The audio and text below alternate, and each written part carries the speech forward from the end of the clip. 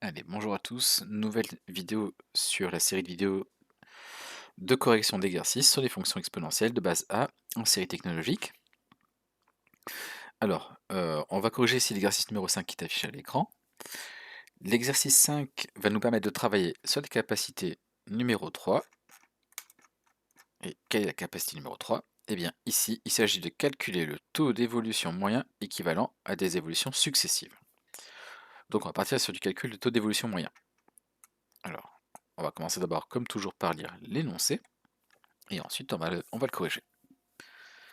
Alors, qu'est-ce qu'on nous dit? On nous dit que la cote en bourse d'une action a augmenté de 3% par an pendant 5 ans. Elle a ensuite baissé de 4% pendant 4 ans, puis a de nouveau augmenté de 2% pendant 3 ans.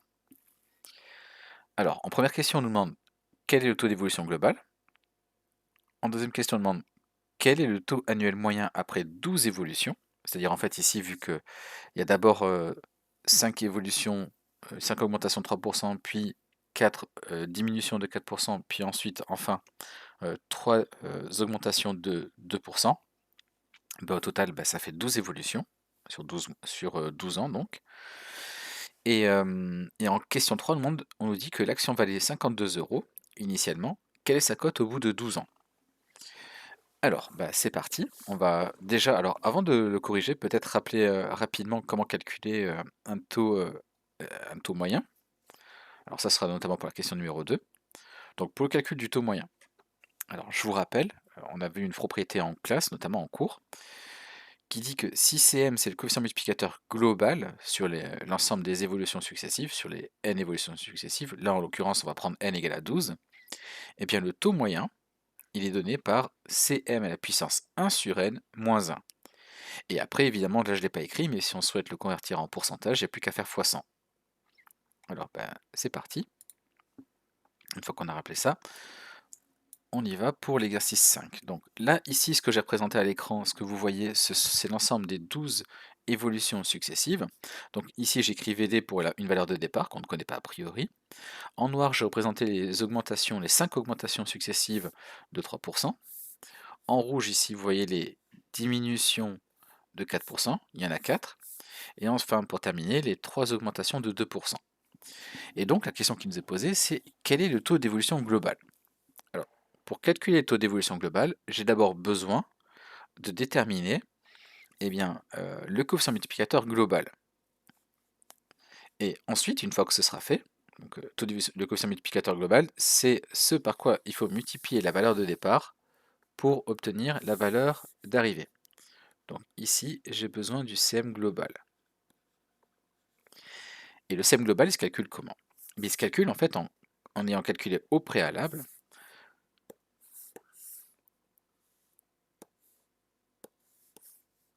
en fait, tous les coefficients multiplicateurs associés aux différentes évolutions qui sont ici. Donc par exemple, dans le cas d'une augmentation de 3%, il suffit de faire 1 plus 3 sur 100, et ça nous donne 1,03 pour chacun des 5 coefficients multiplicateurs ici en noir. Pour la diminution de 4%, il suffit de faire 1 moins 4 sur 100, et ça nous donne 0,96. Et enfin, pour l'augmentation de 2%, on trouve un coefficient multiplicateur égal à 1 plus 2 sur 100, c'est-à-dire 1,02. Donc, ici, pour calculer le coefficient multiplicateur global, comment est-ce qu'on va faire? Le coefficient multiplicateur global, comme son nom l'indique, il s'agit en fait de multiplier chacun des coefficients multiplicateurs associés à chacune des évolutions. Là, en l'occurrence, pour une augmentation de 3%, j'ai un coefficient multiplicateur égal à 1,03. Ce nombre 1,03, je vais le multiplier par lui-même, une fois, deux fois, trois fois, quatre fois, 5 fois. Ensuite, pour le coefficient multiplicateur associé à la diminution de 4%, on a dit que c'était 0,96. Comme il y est 4 fois, je vais multiplier 0,96 4 fois par lui-même, ce qui va nous donner en fait du 0,96 puissance 4. Et enfin ici pour 1,02, on va le multiplier 3 fois par lui-même, c'est-à-dire 1,02 puissance 3. Et donc le coefficient multiplicateur global, qu'on va d'abord calculer, et lui on va voir qu'en fait il est très important, puisqu'il va nous permettre de répondre à toutes les questions qui vont suivre. Ce quotient multiplicateur global,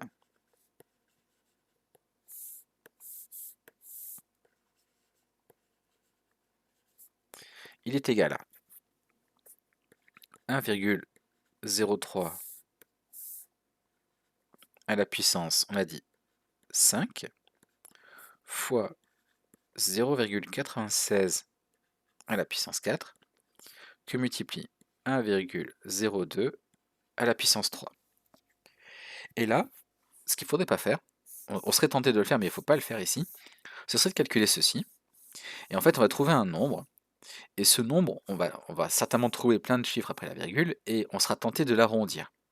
Et justement, rappelez-vous que arrondir, ça revient à commettre une erreur. Et donc en fait, on va se garder d'arrondir ça tout de suite, on va garder le résultat comme écrit ici, le plus longtemps possible dans nos calculs. Donc moi, je vais garder le coefficient multiplicateur global comme ceci.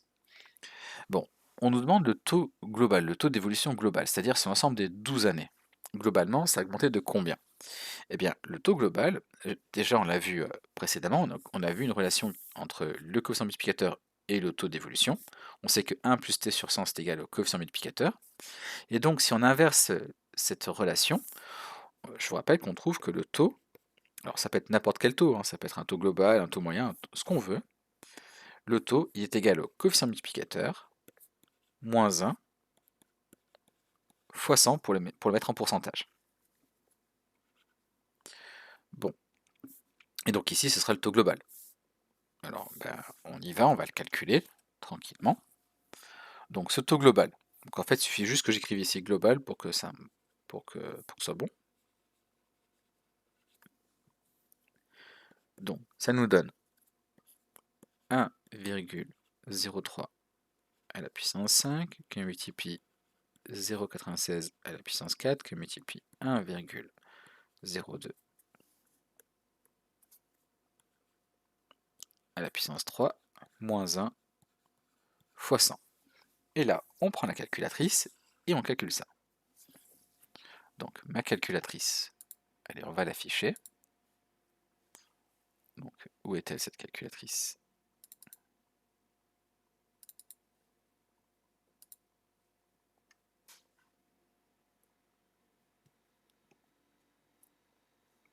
Voilà. Alors, hop, on va agrandir un petit peu. Ouais, je pense que là, vous voyez bien ce dont il s'agit. Alors j'ai quelques calculs qui sont affichés, on va les effacer, il n'y en a pas besoin. Donc, on a dit, on souhaite calculer quoi? On souhaite calculer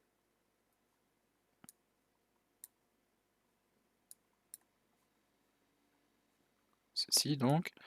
Alors, c'était quoi? C'était. Alors, oui, on peut pas l'afficher, non. Non, je peux pas rien l'afficher. Bon, bah tant pis. Alors, on a dit, entre parenthèses, donc c'est 1,03 à la puissance 5 que multiplie. Faut faire attention, faut pas écrire plus ici. Faut faire fois 0,96 à la puissance, on a dit 4, ça correspond aux 4 diminutions successives, que multiplie 1,02 à la puissance 3, c'est-à-dire les 3 dernières augmentations de 2%. On fait moins 1 fois 100. Et on fait entrée. Voilà. Et on trouve environ un taux global, une augmentation globale, visiblement, de 4,49% environ. Donc, allez, on va l'écrire. Donc, ceci est à peu près égal à 4,49. Donc, petite conclusion quand même, comme toujours. Conclusion.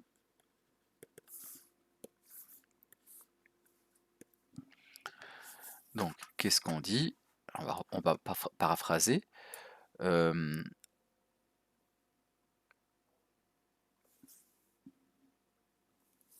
va dire la chose suivante. La cote en bourse de l'action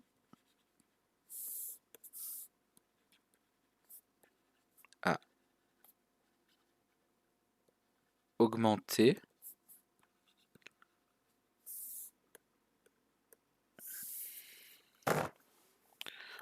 globalement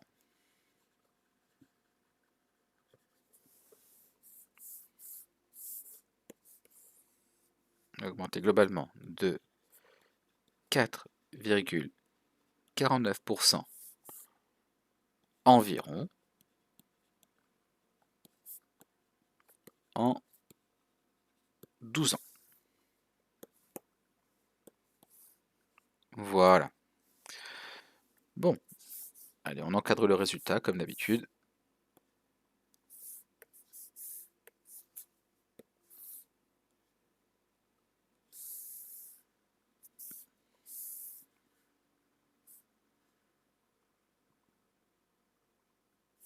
Voilà, voilà qui est fait. Alors, le coefficient multiplicateur global, on va en avoir besoin tout à l'heure, donc ça, je pourrais presque l'encadrer aussi. Il est vraiment important pour la question qui va suivre.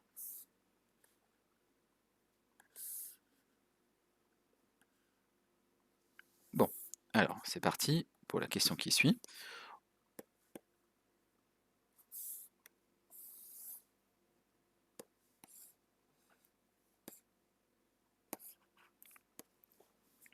Alors, la question numéro 2, on nous demande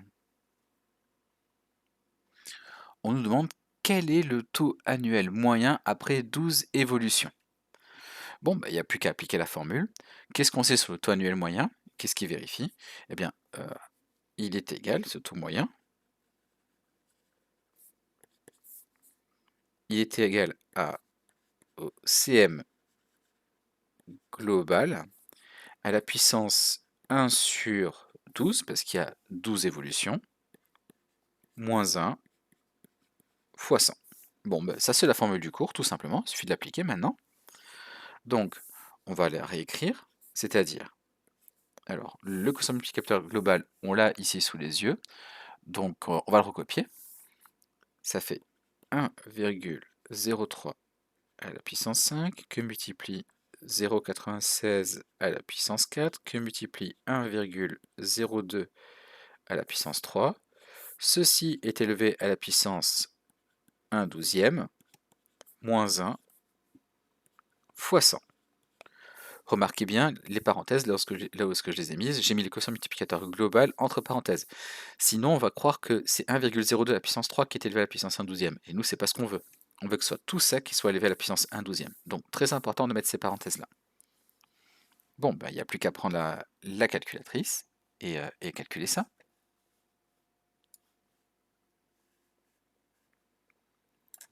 Alors, on a dit, donc, parenthèse, puis parenthèse, 1,03 à la puissance 5, qui multiplie 0,96 à la puissance 4. Alors, ça marche pas, évidemment, je fais n'importe quoi. Hop. Allez, on recommence.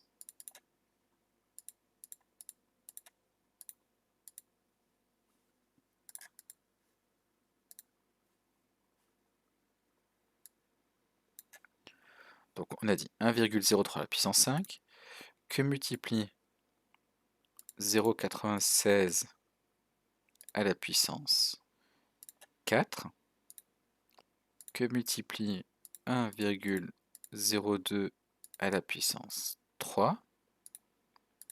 Ceci est élevé à la puissance, on peut l'écrire comme ça peut-être, 1 douzième, moins 1, et pour l'avoir en pourcentage, je fais x 100. Et on trouve environ 0,366. Donc ça veut dire quoi? Là, on est déjà en pourcentage. Hein. Donc ça veut dire environ 0,37%. On va faire une petite phrase de conclusion. On va déjà écrire le résultat arrondi qu'on a trouvé. Donc on a obtenu environ 0,37 arrondi à 0,1%. Et donc, on fait une petite phrase de conclusion. que signifie ce résultat-là? Eh bien, il signifie que, alors, je vais juste, voilà, alors, conclusion,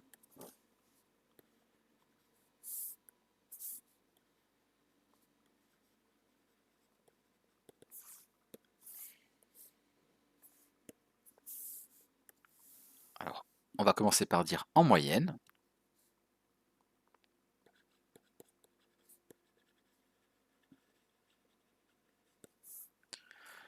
la cote en bourse de cette action, la cote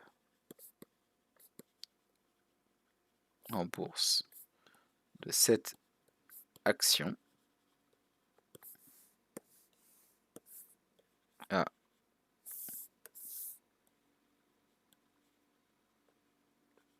augmenté de 0,37%. Non, elle a augmenté de 0,37% par an. Mais encore une fois, j'ai bien dit en moyenne, hein. Je vais commencer par écrire ça, c'est très important. C'est une moyenne. En moyenne, la cote en bourse de cette action a augmenté de 0,37 par an sur cette période de 12 ans.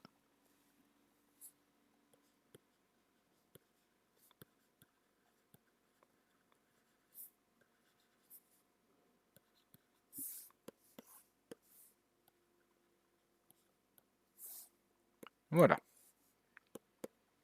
Allez, on va encadrer le résultat. Donc en fait, c'est un petit peu comme si, alors je vais d'abord l'encadrer comme ça, c'est fait. Après, on va revenir au schéma de tout à l'heure. Euh, donc en fait, ce qu'il faut comprendre, c'est un petit peu comme si, en fait, on avait remplacé les taux qui nous étaient donnés, les taux d'évolution qui nous étaient donnés initialement dans l'énoncé, et au final, eh bien en fait, à chaque fois ici, en moyenne, on avait une augmentation de plus 0,37%. Et c'est cohérent avec le fait que de toute façon, en 12 ans, la cote ici en bourse, elle a augmenté de environ 4,5% sur l'ensemble des 12 années. Donc clairement, ça correspond à une augmentation. Donc en moyenne, on va augmenter. Et de combien? Ben, d'environ 0,37%. Voilà. Donc voilà pour le calcul du taux moyen dans la question numéro 2. On va pouvoir passer à la question numéro 3 maintenant. La question 3, c'est, alors, on nous dit que l'action valait 52 euros et on nous demande sa cote au bout de 12 ans. Bon, ben, on va utiliser non pas la question 2, mais carrément la question 1 et précisément le calcul du quotient multiplicateur global, c'est ça qui va nous aider. Donc, allons-y. Il suffit de faire quoi là ici? Ben, de prendre la valeur de départ et de la remplacer ici par 52, donc là on sait que c'est 52. Et ce 52, on va le multiplier par le quotient multiplicateur global pour obtenir la valeur d'arrivée au bout de 12 ans. Donc allez, on l'écrit. Donc je fais 52 que multiplie 1,03 à la puissance 5, que multiplie 0,96 à la puissance 4, que multiplie 1,02 à la puissance 3. Ça nous donne.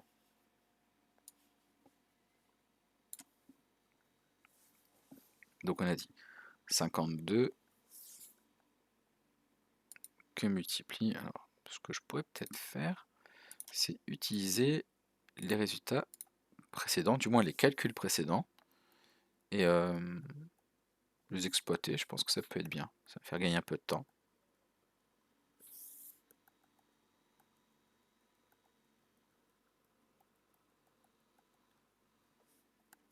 Voilà. Donc là, voilà mon coefficient multiplicateur. Et puis ce coefficient multiplicateur, on a dit qu'il fallait simplement le multiplier par 52. Donc c'est ce qu'on fait. Voilà. Et ça nous donne environ une cote de 54 euros, 54,3 euros, 54,33 même précisément. Allez. Donc 54. Donc là c'est à peu près égal. Là je fais une erreur d'arrondi. Environ égal à 54,33. Donc là on arrondit au centime d'euro près.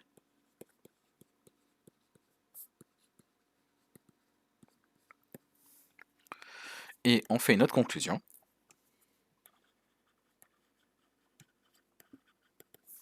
Comme toujours.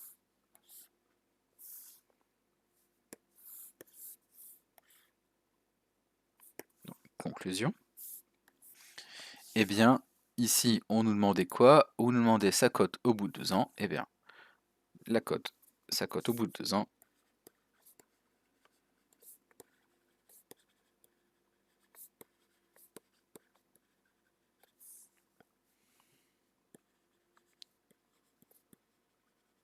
Est d'environ 54,33 euros. Et on a fini l'exercice. Alors, juste un petit commentaire. On aurait pu être tenté d'utiliser le résultat de la question 2, notamment là le taux moyen, puisqu'on le connaît. Et donc, on aurait très bien pu faire le calcul suivant. On aurait pu très bien faire 52 que multiplie. Eh bien, là, c'est 0,37 pour le taux d'évolution moyen. Donc, on aurait pu très bien faire 52 fois 1 plus 0,37 sur 100 à la puissance, vu que c'est sur 12 ans, à la puissance 12. Et on aurait trouvé un résultat sensiblement proche de 54,33. Alors, c'est bien, mais c'est pas le mieux, parce que ici, rappelez-vous qu'on a commis une petite erreur. On a arrondi là, 0,37. Et comme je l'ai dit, il vaut mieux ne pas prendre des arrondis, il vaut mieux à chaque fois prendre des résultats exacts. Et bon, le fait est que si on avait pris le résultat exact, eh bien, prendre ici le taux moyen et le remplacer par ce qu'on avait juste ici, au final, ça revenait à faire ce que j'ai fait ici. Donc, autant prendre ceci et faire 52 fois le coefficient multiplicateur global. Voilà, donc là, ça, faut quand même que je l'écrive. Ceci, ça correspond au CM global. Voilà. Ici, on avait la valeur de départ. Ça, c'est la valeur de départ. Et ça, c'est la fameuse valeur d'arrivée.